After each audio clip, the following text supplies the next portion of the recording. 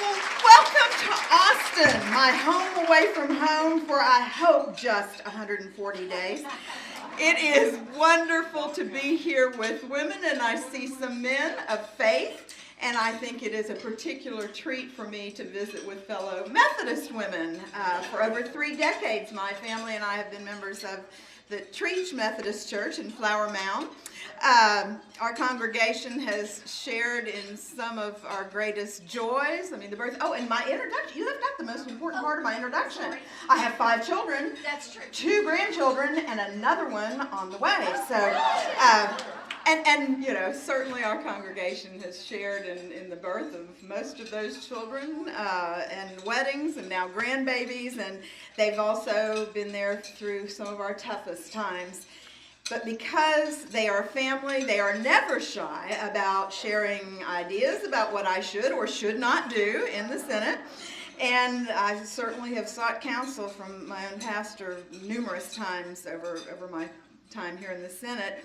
And in addition, I've called on my fellow parishioners to help me sort through some of what's coming before us and share their experiences with me and understand the impact state government is going to have on our lives, on our businesses, on our schools. And that's how it should be. I mean, I believe people of faith deserve a place at the town square. And as Methodists, we are taught that we should take the lessons of our faith out into our community. So I'm proud as a Methodist, as your senator, some of you, and as a sister who cares deeply about what this state is going to hold for our children and our grandchildren. And I'm particularly pleased that you asked me to talk tonight about children's health and specifically prevention, because if you know me at all, you know that that's been my war song as chair of the Senate's Health and Human Services Committee. Prevention. In fact, at the beginning of last session, I'm not sure I'm going to do it this session because times are tough and I'm not sure I can afford 8 coffee mugs, but I had coffee mugs painted for every member of our Senate Health and Human Services Committee at the first day of last session. I put in front of them that said across the top, "Prevention is the solution."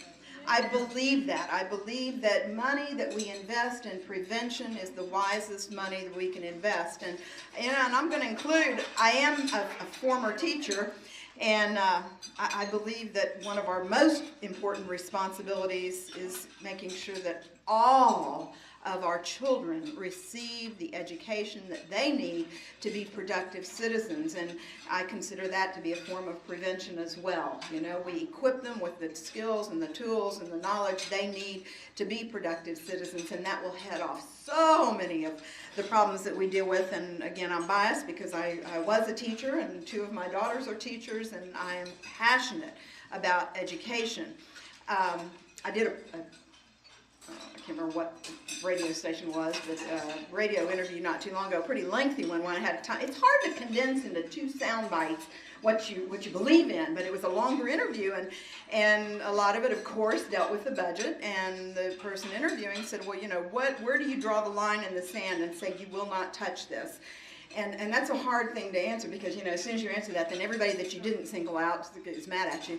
But my line in the sand, number 1, teacher salaries. Don't touch teacher salaries. We need to encourage and support our teachers in the classroom. And in my opinion, and again, I'm not on the education committee, but I am on finance committee, the dollars we spend on our front line, our teachers, are the most important dollars we spend in education. Everything else you can talk about, but not our teachers in the classroom. And in healthcare, our prevention dollars. I mean, don't even think about telling me that we're going to cut any money going to childhood immunizations. We will make sure every child in this state, whether they can afford it or not, gets the immunizations that they need. And there's some other things as well. But bottom line to that is that money that is spent on prevention, I believe, is money wisely spent. Now, I get sidetracked sometimes, but let me talk about some of our healthcare issues and how that relates to what I'm talking about, where some of my priorities are going to be. And again, I'm going to talk about children, because I'll share with you one story about okay, it's been a while. I can't remember how many sessions ago. It was right after we rewrote the education code, and I was on that committee, and went home, and the good thing about Texas is we legislators go home and live under the laws we pass. I love that. You go home and talk with people, and it's not like we're round the clock, and that's very unusual, by the way. Our Constitution says that we meet for 140 days every 2 years. Some people think we should meet for 2 days every 140 years. We'd be a lot better off. But then we go home and we live under those laws that we pass, and that's a good thing. I was at home and got a phone call from a mother of a second grader who was complaining because her child was not leaving his desk all day long except to go have lunch. And I said, no, that's not right. They have physical education and recess. She said, no, they don't. My child. And I said, well, you need to call your superintendent or your principal and talk because I know the state law. Well, as it turns out, I didn't. When we rewrote the education code, we either, somebody did it intentionally or unintentionally, left out any PE requirements. Well, so I thought, okay, that's a no-brainer. It must have been a mistake, and I filed a bill that put PE back in the classroom. You would have thought I filed a bill to do away with the Constitution of the United States. I got so much opposition to that, and I will tell you now I have a better understanding of why there was resistance, and the argument was made that that's time that we should be spending preparing our children to pass tests and academics and all this. Well, I've been a teacher. How many of y'all have been teachers? Okay, good. You know what I'm talking about. I taught 6th grade. You put me in a desk for 4 hours at a stretch, and my brain doesn't think as well. You take the kids out, you get the blood flowing and the oxygen to the brain, and they do much better academically as well. Well, it took a lot of work to put together and to gather evidence that would demonstrate that indeed there is a connection between exercise and academic achievement. Also, when we did all this, we also found out that strong correlation between dropout rates, between discipline problems, between absenteeism. Physical exercise is important. Not only that, but at the same time we're taking that requirement out, our world is changing. If we don't have these kids exercising every day at our school, it may not happen. They have all these computers and gadgets, and they don't go outside as much, and they need to have physical exercise every day. Also, we need to look at the nutrition that they have. If we don't give them a good meal in school, chances are a lot of these children aren't going to get a good meal at home. We need to get the junk out of the school. The vending machines, I had that was a big discussion too. And so, with help from a lot of people, we gradually put PE back in. I had a K through 12 bill that I couldn't pass, and I passed K through, elementary only, and then I went back the next year and did middle school, and we actually were only able to add 4 out of 6 of the semesters they're in middle school, which is ridiculous. You don't go to LA Fitness and say, I want just 9 months instead of 12. You are physically fit because you're exercising every day and develop those good health habits.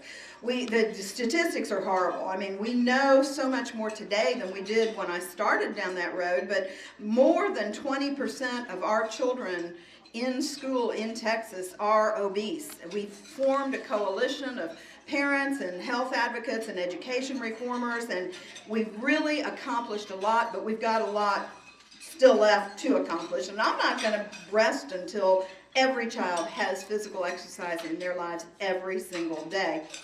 Thank you.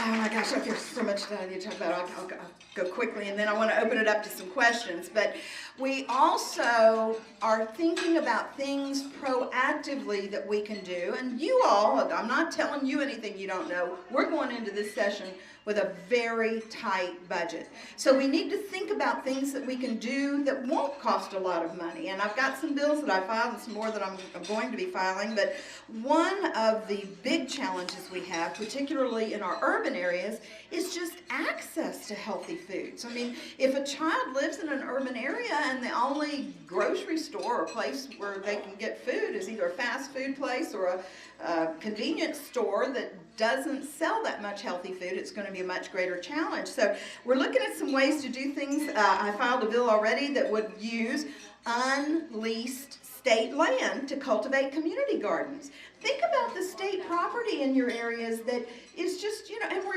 they're sprinkling, they're watering it, they've got everything going. Let's make little community gardens there. Would also teach the children a lot. And I believe that we should allow community organizations and faith-based organizations just like this one to use these existing state resources to promote healthier lifestyles. Food safety is another issue that affects everybody. We need better protection from food-borne illnesses that might arise from fresh produce. I filed a bill that requires entities that harvest or package or ship raw produce to be licensed and regulated by our state health department. Bottom line, and I want to leave time for some questions, it all goes back to what our mothers taught us. And that was, eat your fruits and vegetables and don't do anything in excess and go out and get some exercise. And I cannot tell you the importance of making sure that our parents today know and understand the importance of those very simple ideas. Many of the things that need to be resolved on the home front. Now, we can help parents understand, but we need parents, and my friends, we all need to get involved in taking responsibility for our own health. I mean, I'm told by our health commissioner and other experts that all of our health care costs, whether it's, you personally, a doctor, your insurance, the state health costs for people who can't afford their own, 70% of all of our healthcare costs are due to preventable illnesses. And so, while we're being activists and passing laws, we also need to encourage people to take some personal responsibility. We need to help our parents. Some of them don't have that knowledge that they need to know to turn off the TV and take your kids for a walk, encourage them to be active, read to them. I always have to get that in. I encourage parents to read to their children. Somehow our message has been lost to that younger generation that's at risk of growing up, I am told, to be the first generation of Americans that lives shorter lives than their parents. We have the responsibility of reversing that trend. If we want our children to be serious about their health, we need to get serious about making it a priority issue. I want to thank you all for being here. I want to thank you for caring about children. I love when groups, I call you all the real people. I mean, there are lobbyists, and I love lobbyists. Anybody's in the room is a lobbyist. I love you guys. But let me tell you, it's so much more impressive when real people come down here, take the effort to come down and let legislators know what's important to you. Makes all the difference in the world. So thank you for being here. Enjoy the Capitol, and I'll take a couple questions real quick. Okay, yes, thank you. Question right here. Yes, ma'am. And then you. First, I just want to say thank you. I'm one of your constituents, and I'm so pleased to be able to say that. And I'm going to miss you working from number 4 all day. Yeah. So my question for you is, what can I and the other women in my district specifically do to help you? What can we do? Her question was, what can you do to help me? And boy, that's a great question. And again, I think what you can do that's of most important, okay, we're legislators, we get elected, right? People are going to listen to the people who can vote for them or against them. And, it is a tough budget session, so we have to prioritize. The message I selfishly would love for you all to carry to the Capitol is prioritize our kids. If we can't build the bridge that somebody wants to build for another 2 years in order to pay for continuing some prevention programs, keeping teachers in our class, those kinds of things, and again, that's selfish, but when we're prioritize our children. They're our future. That would be my message. The question here, and then you. Yes. Hi. Hey. Again, I want to thank you as well. I also want to constituent. All right. I love my I'll repeat it for you. Okay. You said that parents often don't know how to, feed their children, where meals Yes. and such. And so I wanted to know, how do you propose to educate them? And what is your position on expanded food and nutrition educational programs and such that come through the Department of Agriculture? Yeah.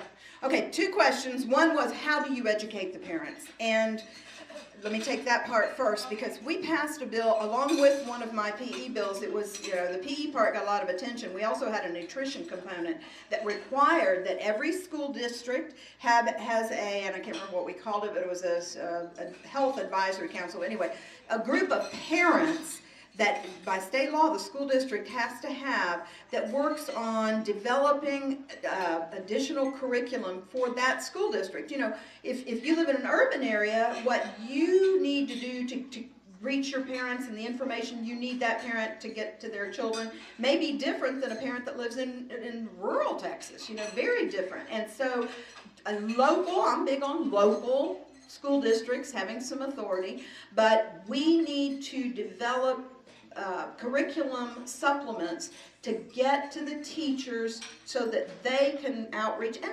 sometimes it's a simple, basic thing, like helping a parent understand that instead of having your child order French fries, you know, if you would just suggest that they have apple slices. And here's, you know, I've read some really interesting studies about how children, if they're given an apple whole, probably aren't going to eat it. If it's cut up in slices, they're probably going to eat it. So, and how to do some real simple things like that. Activities for it. I've seen some darling activities developed where parents and children can interact on a walk, where they're outside walking, a nature walk, and talking about where food comes from and how the best food that you can buy in the grocery store are things that don't have labels on them, you know, bananas and apples and then for older children, how to read nutritional content. And so there are some curriculum things that we can do, and many school districts are doing very effectively to help parents understand how to teach their children. And the second half of your question was? What is your position on CAP programs, expanded nutrition education? Food and educational programs coming from agriculture. From the Department of Agriculture. Yes. I've been a strong proponent and have worked in past budgets to ensure that that money stays there. Because again, it's prioritizing. It's deciding, okay, we've got X amount of dollars. And by the way, we're not broke, okay? We've got $182 billion, I think. So we're going to have some money to spend. It's just a matter of where we're going to spend it wisely. And when we start out with our budget, we will set our priorities and then decide, okay, you know, is there any more money anywhere? That's a priority, and we need to keep it that way. I, by the way, am a daughter of parents who were adults during the Great Depression. And my dad, you know, in 2003, my dad was still alive, and we were wrestling with a tough budget then. And he told me when I was wringing my hands, you don't know what tough times are. And I'm reminded of that now, and I try to help people remember that we have the money to do what we need to do. It's setting our priorities, and that goes back to your question. Make sure your legislators know what your priorities are. Yes, ma'am. Listen, I just got to tell you something. I don't live up by Flower Mound, but my son's first pet came from Flower Mound. Well, good. A rabbit. Good. Her son got a rabbit from Flower Mound, if anybody back there didn't hear it. I'll never forget him. I say, well, go out to the hutch and you can pick it out. Yeah. I didn't know what a hutch was. Yeah, I did. I know where you got that. One of them in there, so which one do you want? Yeah. But what I wanted to ask you now is, as a great component of the teachers, what is your view on the teacher-child ratio? Oh, she asked a good question that I'm getting asked a lot, and that is my view on teacher-pupil ratio. Right now, it's 22 to 1. I remember when that was implemented. By the way, my first year of teaching, I was 20 years old. That was before that law, and I had 42 sixth graders in a portable classroom. That was hey, listen, I can handle the legislature anytime, you know. But clearly, the fewer number of children you have in a classroom, the more individualized instruction each of those children is going to get. I don't think anybody would dispute that. Now, what we have to decide is, what is the magic number? Now, I'll tell you what, as a teacher, there are some classes of 25 that I would take on before I would accept some classes of 13. I mean, you know, a lot of it depends on how, you know, where the children are academically, what their background is, you know, a lot of differences.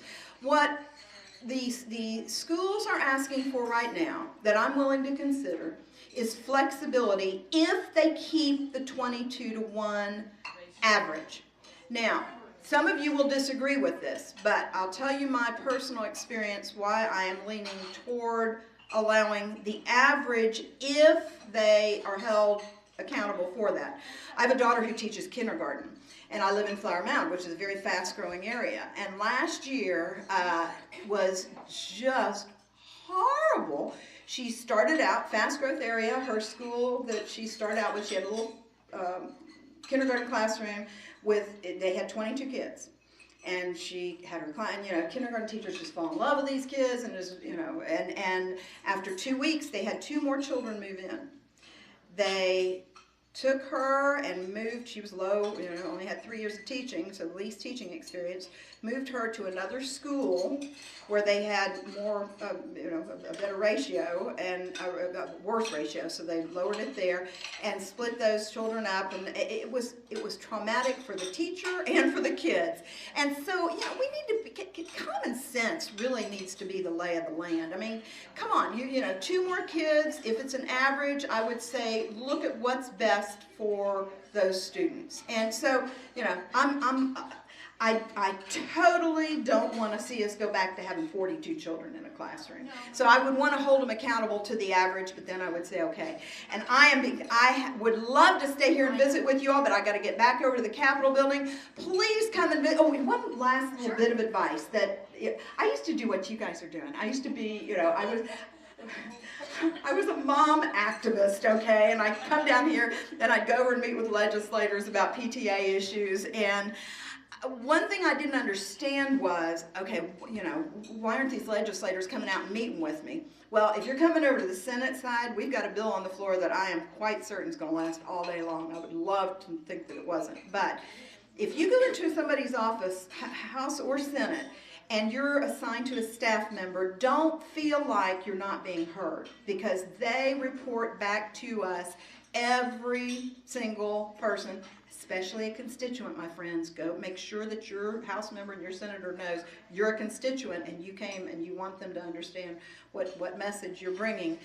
Those staff members will bring that information to us, really, and don't feel slighted, because quite honestly, you want us on the floor voting when votes are being taken. So thank you again for being here. I appreciate you all greatly. Thank you.